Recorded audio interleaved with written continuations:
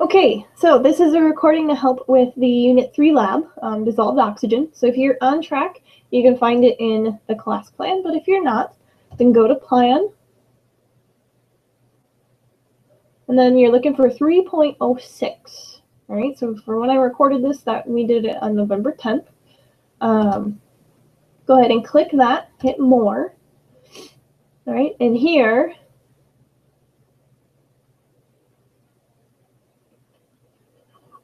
you're going to see your access for materials. So I'm giving you a few days to actually get this done. So it's not due until 11:59 on Friday, but you're going to start in the lesson introduction, dissolved oxygen 1. All right, so this is going to, one, highlight this word that you want to make sure you know, eutrophication. Plus, you also want to make sure that you get to the end and click on this student guide.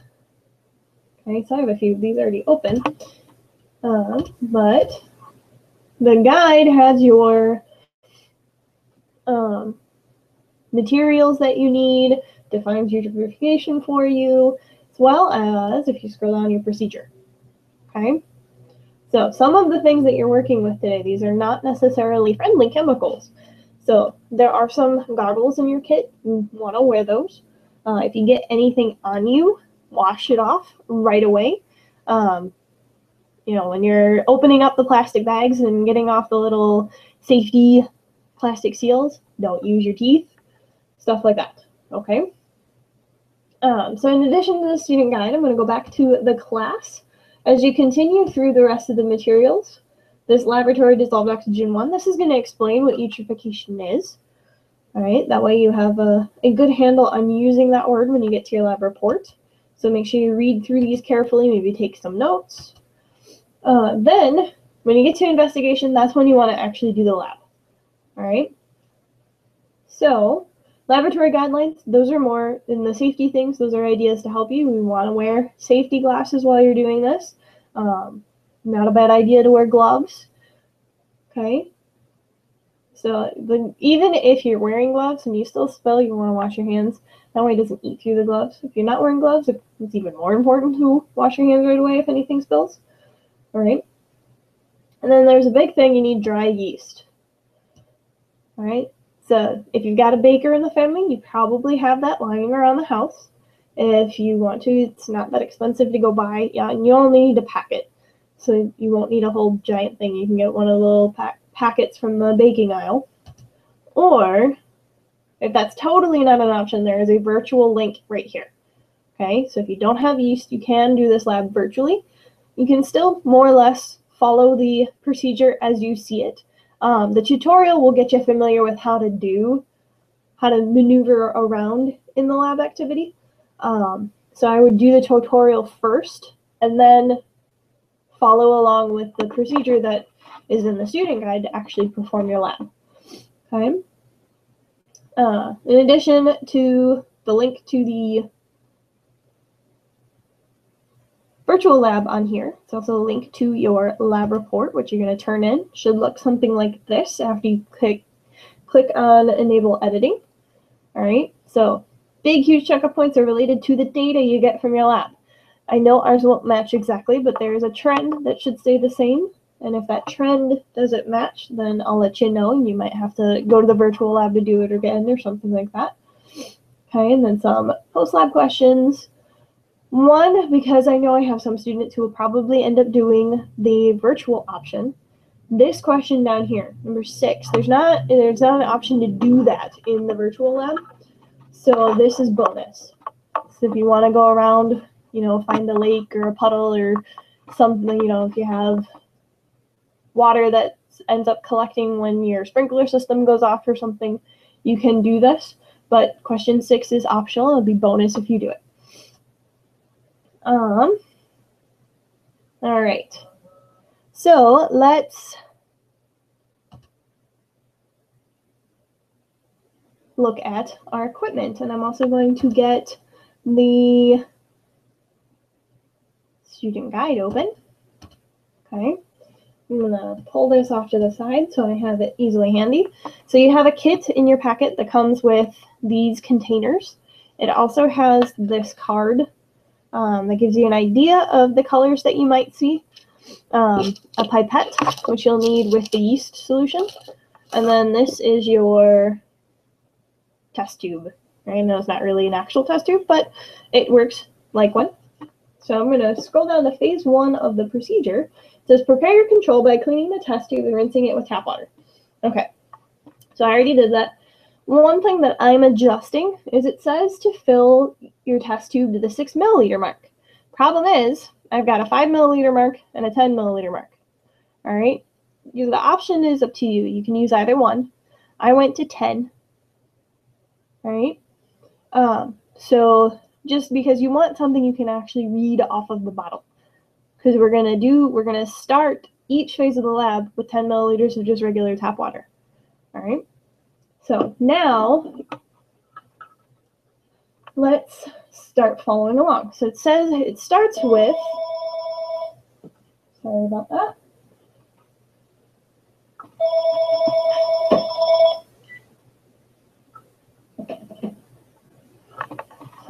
5 drops of A being added to the test tube. Let's add that. All right, so with these droppers, you do want to be really careful when you're counting these. Squeeze gently so that you have good control over the drops. You want to make sure that you're doing this exactly. So we've got 1, 2, 3, 4, 5. Okay. So then it says close the test tube with the stopper and swirl it to mix gently for 2 seconds. All right. Place your thumb on the stopper as you mix. For me, it's easier actually to put my forefinger on here, and swirl. All right. You're not shaking. You're just swirling it back and forth for a couple of seconds to make sure it's mixed in there. All right. And then I'm going to open it, and I'm going to add what it says next, 5 drops of reagent B.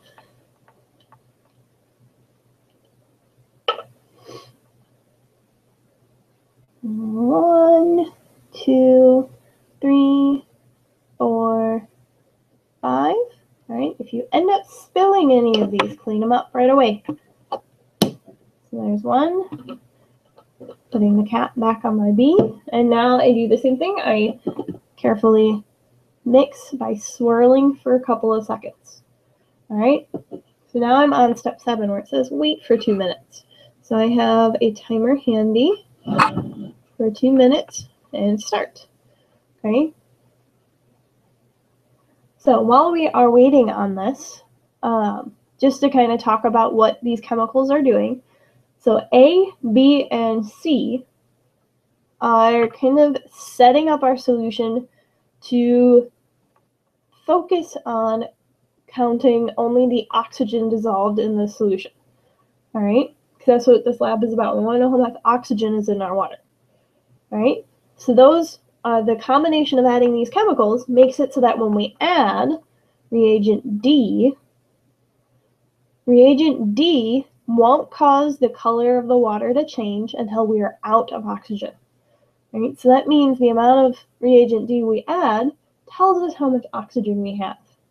And specifically, as you read a little bit further into the lab, each drop of reagent D means 1 part per million of oxygen in your substance.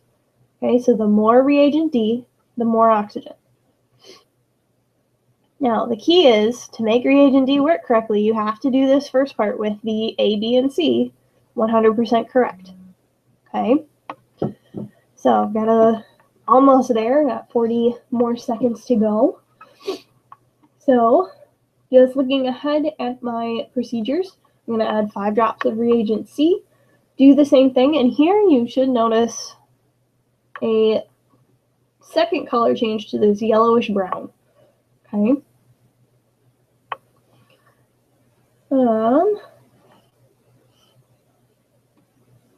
And as you scroll down a little bit more, we're going to add 1 drop of reagent D after we've mixed in the reagent C.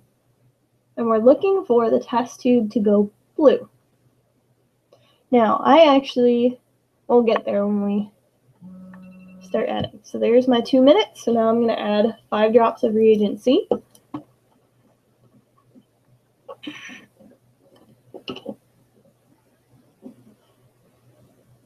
So 1, 2, 3,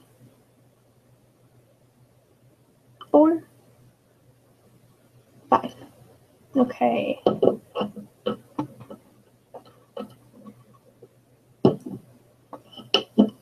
Put my lid on, swirl. And last time I had kind of this lighter yellow and it was kind of chunky and gross looking, and now I have relatively clear, or at least see-through, water solution, and it has this yellowish brown color that we're talking about. This one actually matches the card pretty closely. All right. Now, I did this. This is actually my second run on this control part because I ended up adding like 35 drops of reagent D and I never got this bright blue. I did get, however, a darker blue. So I'm running this again to see if maybe I made a mistake the first time around, or if it's more that blue that I'm going to get, not going to be as bright as that picture shows. We're going to find out. So what we are doing now is we're going to add reagent B 1 drop at a time. We're going to swirl, and we're going to keep doing that until we see a blue color in the test tube. I'm going to take this off. This is where you need to be really careful. You want to make sure you're only adding 1 drop at a time. So 1. I'm going to put my lid on there. Alright, still brown. It's going to be a few until I actually get a color change, but you still want to do 1 drop at a time, because when we get into phase 2 and 3, it might take more drops or it might take fewer drops. So we always want to do it 1 at a time so we don't miscount which one actually makes the color change. So there's 2, this is 3.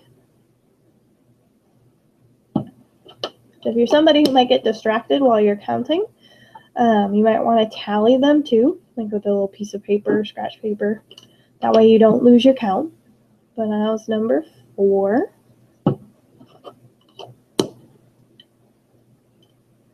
I would say that my brownish yellow color is getting lighter, but it's not blue yet. 5.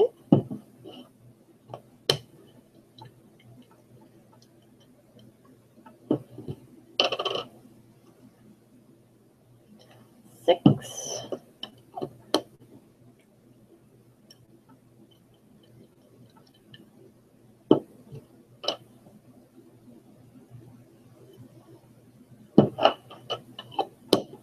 7. It's even lighter, but still kind of yellow. 8.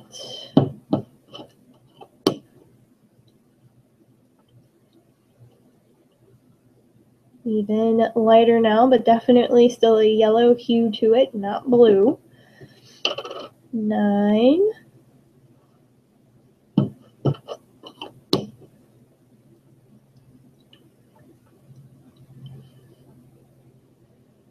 'See. So now I'm definitely, it's kind of maybe greenish, starting to change from that yellow color to either clear or maybe greenish yellow.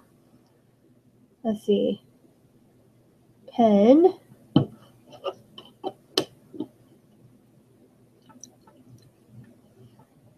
I would say that is clear or possibly a little bit of blue to it, so I'm going to add another one.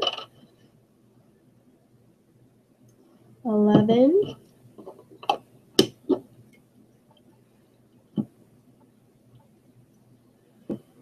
'Alright, I'm definitely seeing a blue kind of hue to this, but it is still mostly clear. So I'm going to see if I can get it to go any darker. 12.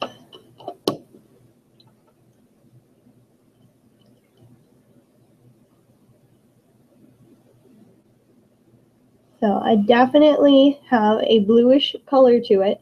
You may not be able to tell on mine, but it's certainly not this bright blue on here.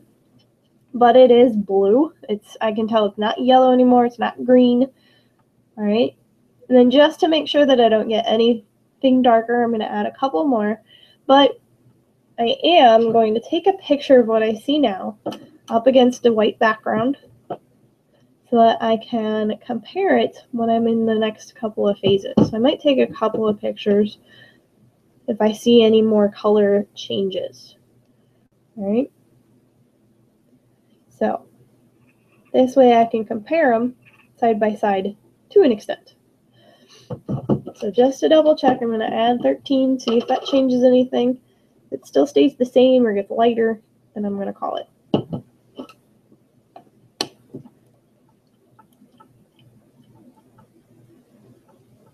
And I would say that looks pretty much the same as my other one.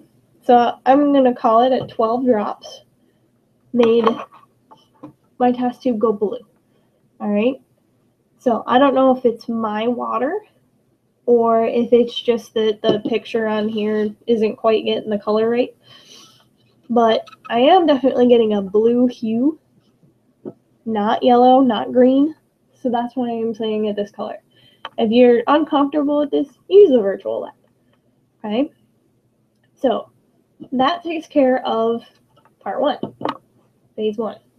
So on my data sheet, I would sit there and I would write 12 drops, right? And then it says O2 concentration in parts per million equals the number of drops. So 12 drops means 12 ppm in tap water. That's my observation for my control in phase 1. Now we're going to move on to phase 2. I'm actually going to let you guys do phase 2 and 3 on your own, right? But 1, rinse this out really well. All right.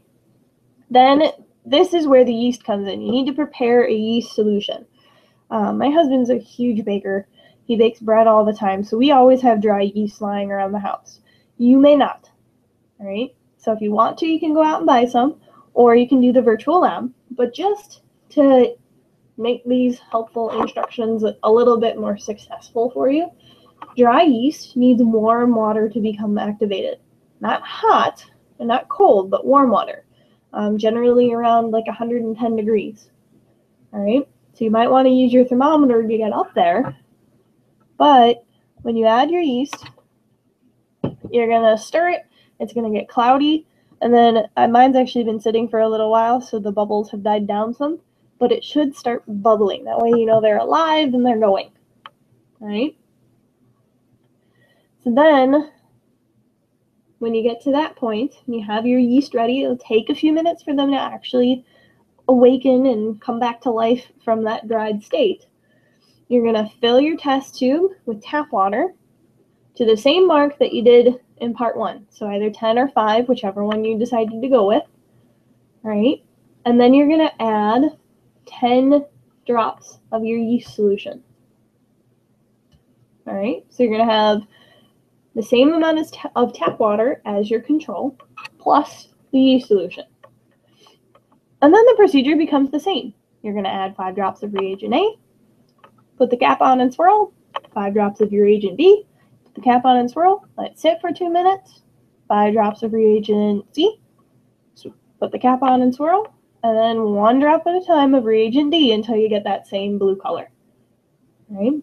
So we're looking for probably a different number than what you got in your control to get that blue color. All right? So, and I think this is the statement that makes me think that because my shade of blue is different than what I see, I'm still, as long as I'm getting blue, then I know things are going correctly. If you never get blue, something went wrong. All right? All right, in class, we'll discuss kind of how to deal with some of the post-lab questions. But as far as the procedure goes, you should be capable of doing it on your own from here on out. So have fun.